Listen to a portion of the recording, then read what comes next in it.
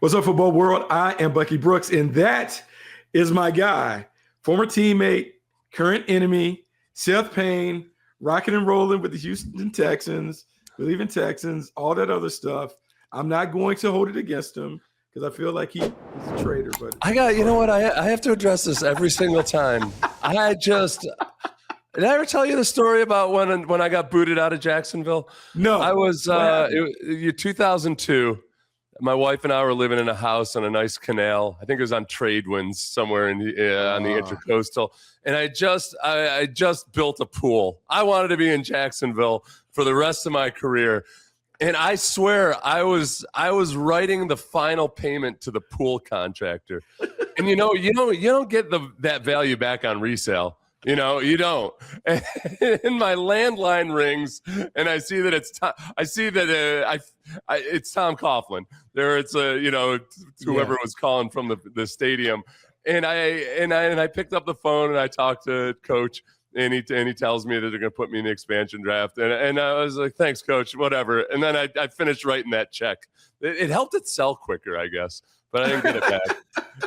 From that day forward, I said, from then on, never again. Will I say anything nice about the Jaguars? Yeah. No, it's funny. I give you a hard time, but you do a great job. One, with the Texans. The Texans are legit, and they're one of the teams that everyone is talking about as a Super Bowl contender, a darling, all those other things. Just in looking at the offseason for the Texans, what has you feeling optimistic about them making a legitimate run? The biggest thing is that forever they've just been trying to fix the offensive line, and to no avail. And last year they finally started making some strides midway through the season. They had some veteran guys. When they moved Titus Howard down to guard, all of a sudden you had veterans on either side of the line, and they looked more stable. They weren't doing a bunch of the stupid stuff they were doing before, but they never came close to matching the physicality of the defense. So this year in the offseason, the most promising was that you could see there was a theme to every signing they made. The right tackle, Braden Smith, they bring in Wyatt Teller, the guys they drafted, bringing in David Montgomery. Those are all guys that are known for their physicality and a certain style of play. And they just gotta raise it up to somewhere near or approaching the level of the defense. And then the whole team starts to look like it's made in the mold of DeMeco Ryans, where right now it's just been, the defense looks like a DeMeco Ryans coach squad. The offense looks like, I don't know, some nondescript offensive-minded head coach from the 1980s. It's funny because you mentioned that, right? And the one thing that I can tell you is watching the Texans closely, there is definitely a feel that you have for this team he talks about swarm, but they are one of the most physical teams that I have seen, particularly on defense. Like the way that they play with a level of physicality and violence that if your team is not prepared to go to that level, you would get overwhelmed by it on game day. Yeah. And then to think about some of the moves that they made on offense, to me, this was a bit of an identity draft for the Houston Texans in terms of making the entire team fit the identity of the defense. You talk about Keelin Rutled, you talk about Marlon Klein coming over, some of the other guys that they brought on board. This is a very physical offense, particularly at the line of scrimmage, and it does begin to match some of the physicality and violence that we're seeing from the defense. Yeah, and one thing that I hear you and Daniel Jeremiah talk about all the time, going back through, multiple different podcasts through the years, is how, certain teams you have a feel for, okay, that guy's a Raven, that guy's a Steeler. You can just tell. And this last couple of years, I've started to feel like Caserio and DeMeco working together, they've identified their guy. And you can almost start, there are certain guys in the draft process where I don't know if that guy, I know he's a first round offensive lineman, but I don't know if he's the guy for the Texans. So Keelin Rutled, I know, whether you think it's a reach or not, he very much fits the mold of the kind of guys they're going after on offense now. Yeah, and it's funny because I don't think he's a reach at all. I think anyone who looked at him on tape, he was a bully. And the way that he finishes, he runs, I said he's a kick and pull master in my notes. Like when he comes around the corner to get you, he is blocking through you. He's not coming to make contact. He's trying to run through you. And you see some of the nastiness and the tenacity on tape when he finishes blocks. And for so long, I felt like when your defense is like what they are on defense, Normally, your offense is a little more of a ground and pound, rough and rugged offense that kind of complements one another. They kind of mash and maul and they wear you down over time. And in the fourth quarter, after being hit with so many body blows, you just absolutely just stay in the corner and don't come out. That's how I felt like their offense should always be constructed. I feel like they're getting back to being that kind of team. And with David Montgomery coming over, I think that's the biggest thing. Having a legitimate running back, a bell cow running back that you can lean on, I feel like they're beginning to set their team up to play complementary ball in a way that is playoff-like. Yeah, and that's the interesting thing about where we are with CJ, because CJ, he's never had a good rushing attack since he's been in the NFL. I know it's only 3 years, but in the 3 years that he's been here, they've been a bad rushing team. And, you know, even if you're somebody that thinks like, who cares about the run game, et cetera, it's you still have to be able to run the football. But then especially if your philosophy is, and that's what Nick Caley, the offensive coordinator last year, was saying when he came in, was that, you know, they want to be a smash mouth type of football game. If that's your philosophy, especially, then you got to be able to run the football. And they just haven't been able to. And at the same time, last year they were asking CJ to play a lot of the cliches, you know, to take the easy money on first down, don't go broke taking a profit. And I thought he matured and advanced a lot in that regard. He made better game management decisions. I'm not saying they asked him to be a game manager, but he was smarter about when he would take risks. And that's why the playoffs were so weird, because those were two games where it just felt like all you have to do is just take care of the football, do those boring things. And somewhere, whether he was pressing too hard or whatever it was, a lot of the progress that he had made during the season, it just went out the window. Yeah, I think that's what's so interesting is because for a lot of people, that might be the first time that they watched the season, the Texans on tape. And it left a bad taste in the mouth in regard to the quarterback, because the conversation that I'm hearing around CJ Stroud is really remarkable for a quarterback that I'm going to read these numbers off. And I'm like, what are we talking about? Almost 11,000 pass yards, which is ninth most in the league. He has 25 interceptions, which is 12th fewest. He has 62 touchdowns, which is tied for 14. But he has 28 wins, which is seventh most. And when you think about it, you have legitimate people talking about you can't pay him, you can't do this, you can't do that. And I'm not saying that he needs to be top of the food chain, but I am saying that without Joe Mixon last year, with Nico Collins having missed 9 games since 2023, you're kind of putting a lot on a young quarterback to run this offense and to carry this team, when you should be able to lean on this defense and the running game and a more managerial approach from an offense as opposed to, hey, I need you to be the playmaker. Yeah, and that's the tough part for me. I'm caught between two worlds, and I don't know how you are on this. Like, I hate the trend of just giving a quarterback the new contract after the third year. I understand the economics behind it. I understand hedging your bets and everything, but I hate it. And with CJ, for me, I still feel like I 100% agree with all of those constraints or limitations or obstacles he's had on the offense. But at the same time, you can't just say, well, surely if he had all those things, he'd totally be the best quarterback in the league. So I'm cool in a spot where I'd say, look, let's do it the old school way a little bit and give him one more year to prove it.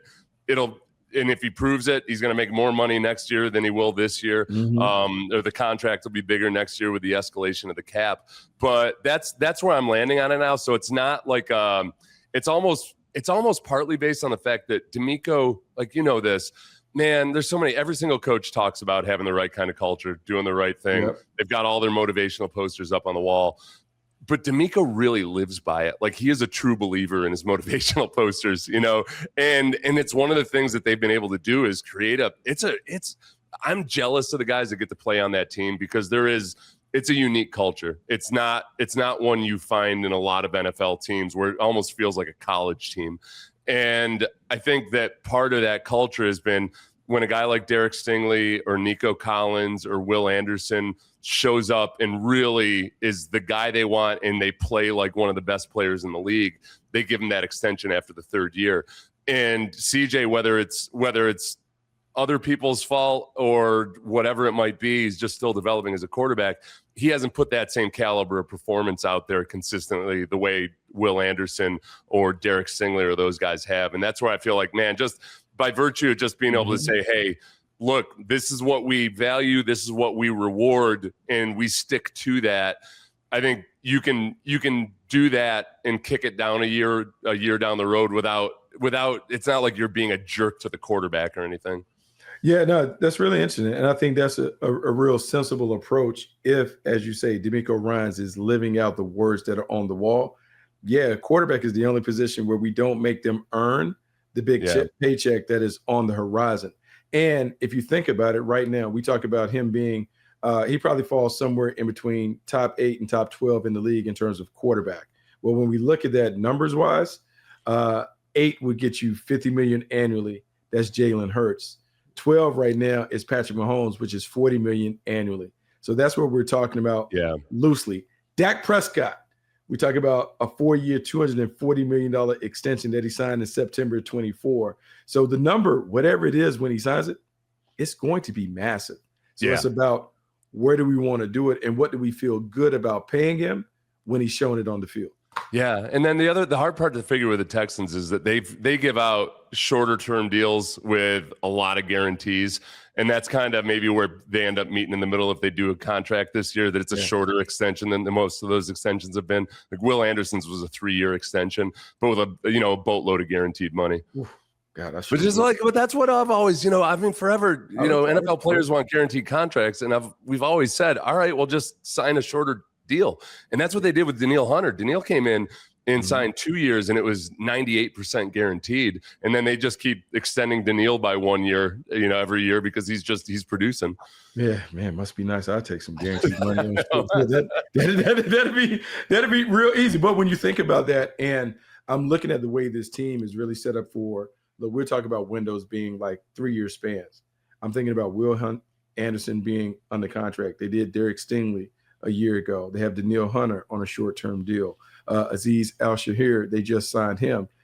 CJ Stroud is the only one that is left to kind of take care of, and they put themselves in a position where whether they do it now or later, everything else is aligned so they can, from a budgetary standpoint, hey, we can make the move whenever we need to make the move, but everyone has been taken care of. And so the chemistry in the locker room is going to be solid because the guys who needed to get paid have all been paid, including Nico Collins. That with the interesting guys, though, it is the kind of like the Lions or other teams that have drafted well. Like they've drafted really well on defense and they've developed really well, but we still got Kamari Lasser and Keelin Bullock at some point, and that'll get interesting because then all of a sudden you're going to have multiple guys in the secondary potentially making big money, and we're not worried about it too much, but we're kind of thinking down the road of they'll be in that spot where you got to let go of some beloved players.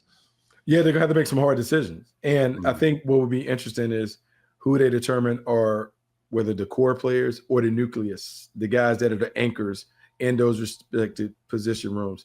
It is very apparent that on the front line, they talked about Will Anderson and Danielle Hunter being that. Azeez Al-Shaair, they made a decision. He's going to be that. Derek Stingley, we know, is that. But which of the other guys in the secondary become guys that are kind of their anchors? That will be the million-dollar question. Hey, let me, I'm sorry, I know this is your show, but let me ask you a question. Kamari Lasser was on Ross Tucker's podcast, and they did the interview at the Super Bowl, but Ross just put it out today. And Kamari told the story about running his slow 40. And, after he was done running it, he said they told him he ran a 4.46. Then there were reports that it was a 4.65. And then there were other reports that some scouts in attendance had him as a 4.5. And I was so excited that I was going to talk to you today when this came out, because is there, the way it works at pro days, obviously you've been there, you've held the stopwatch.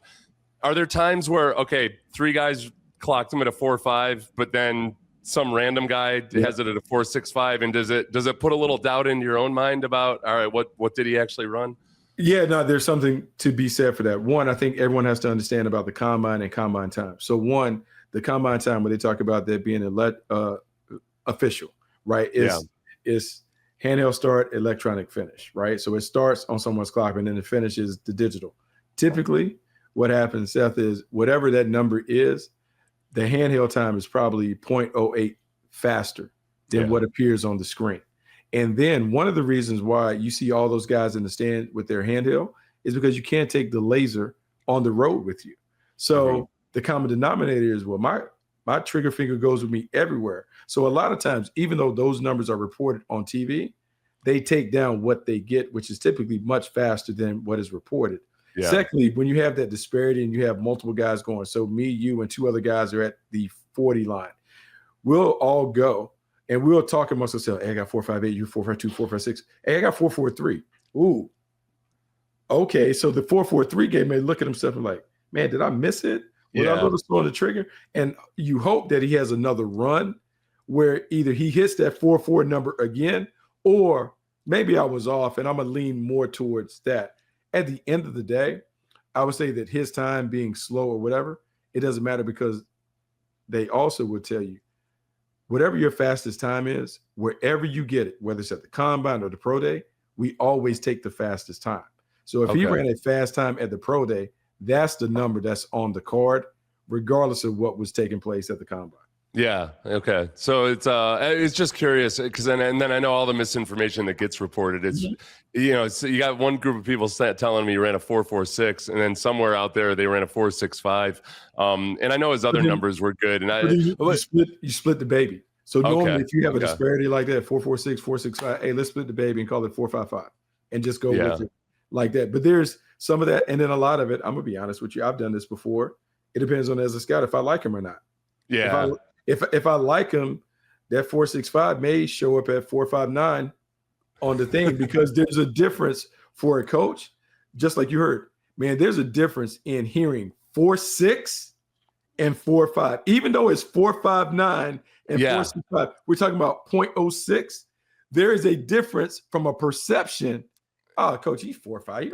It's like retail pricing, right? Yeah. Yes. It's just like, I'm gonna get him 4.6, but I'll pay a lot extra for 4.59. Woo! Yeah. And that's what it comes down to. And a lot of times, from a scouting standpoint, when you're doing a Kamari Lasser, if you look at that number on the 40, but then his jumps are on the higher end of the scale, you're more likely to be like, well, maybe he just doesn't know how to run a 40, because if he's jumping high and jumping far, normally that equates to a faster 40 time.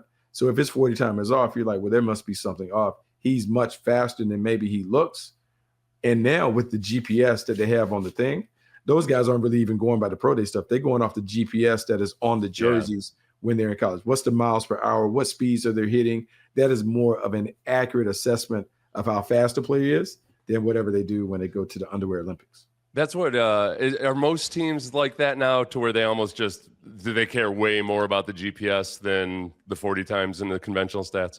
100%. And it's a way that people aren't freaking out when guys don't elect to work out at the combine and those things, because everyone is sharing that information in those systems. They're like, we have the official tracking information. It's just converting the miles per hour to what that 40 time would be, and what are we looking for at the position. And it'll be interesting, because Kamari Lasser has been a really, really good player, and putting him opposite Derek Stingley and Jalen Petrie and some of the other guys that they're playing, that defense is lights out. And I find it interesting that you talk about DeMeco Ryans and living up to the signs, because I hear him talk about swarm, and I see the defense run to the football and knock people out.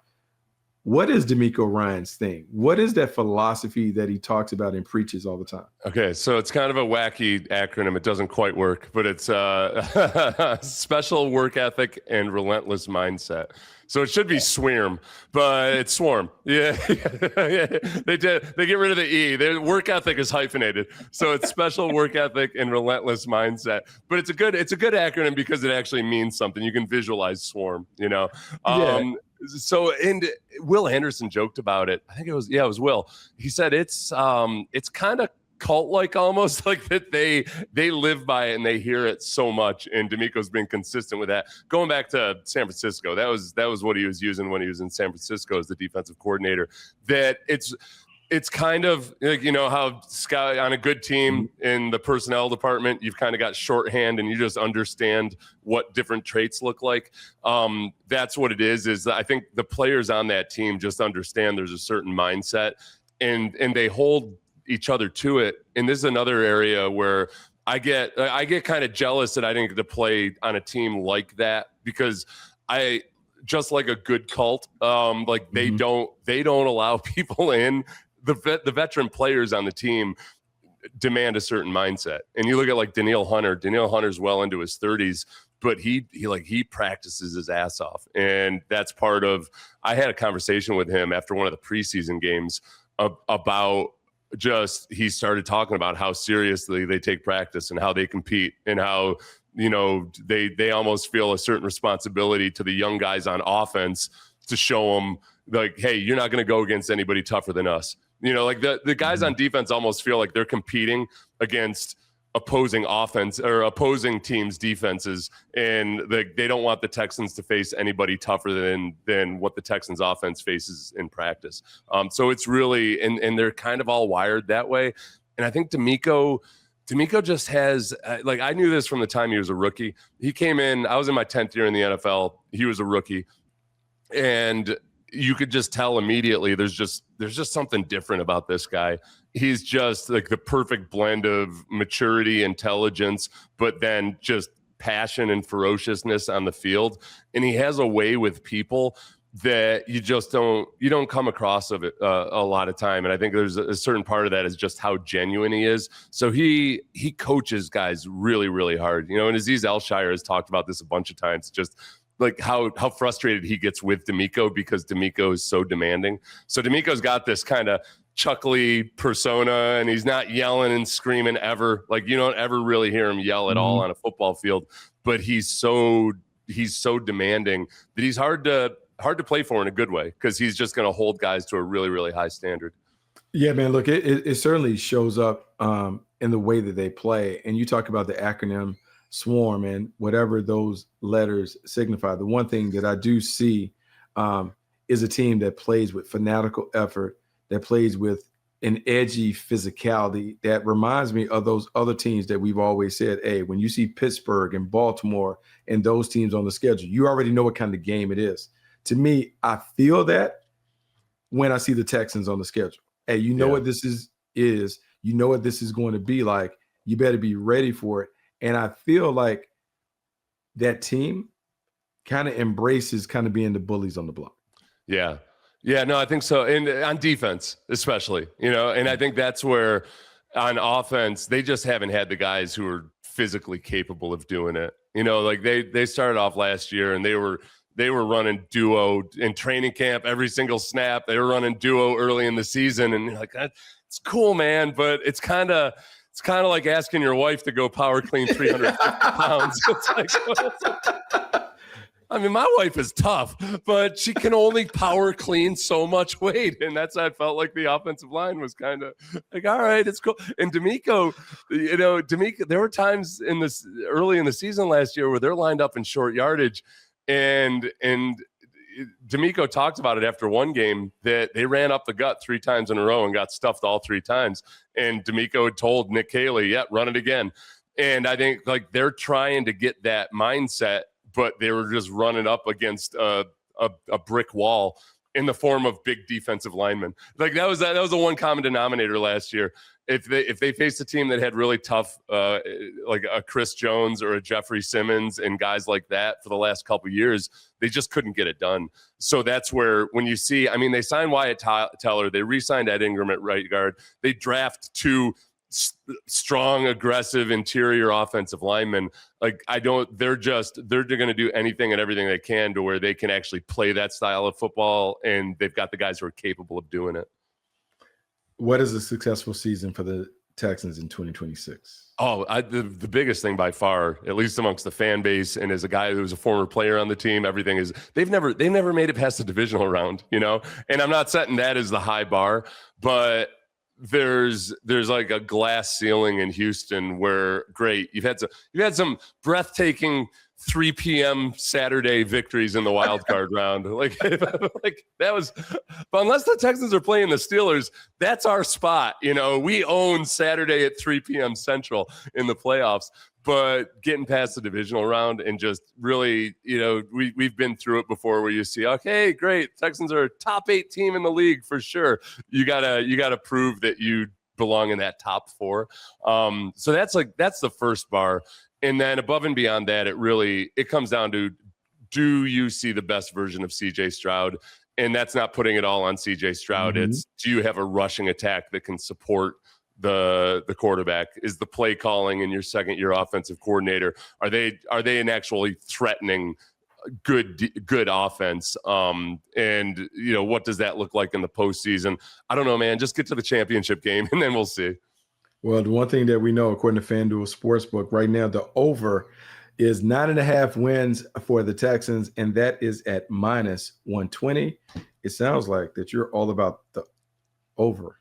Yeah, I like they bring back virtually all their starters on defense. They brought in Blankenship, Kaden McDonald, the defensive tackle. A lot of people wondered whether the Texans would take him because typically DeMeco's got a bunch of 3 technique type of guys out there. DeMeco said afterwards, look, there's times when we've got to stop the run, and they haven't necessarily been able to stop the run.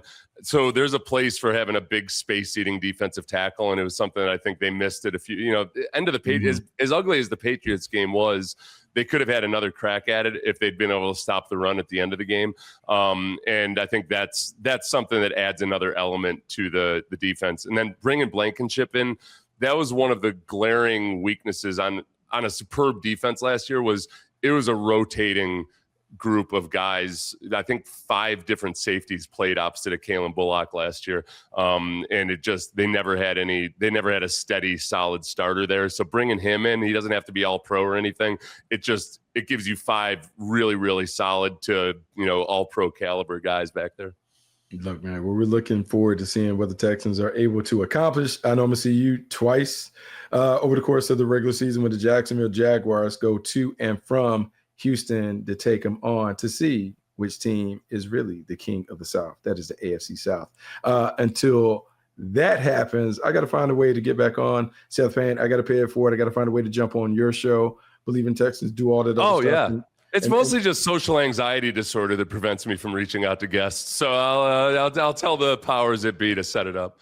Well, we're going to make sure that we work that out. Thanks so much for coming on the Bucky Brooks Show. Guys, this was another one. Make sure you rate, review, subscribe to the podcast, do all the cool things that we're doing at Believe. And until next time, I'm Bucky Brooks. That's Seth Payne, and we're out.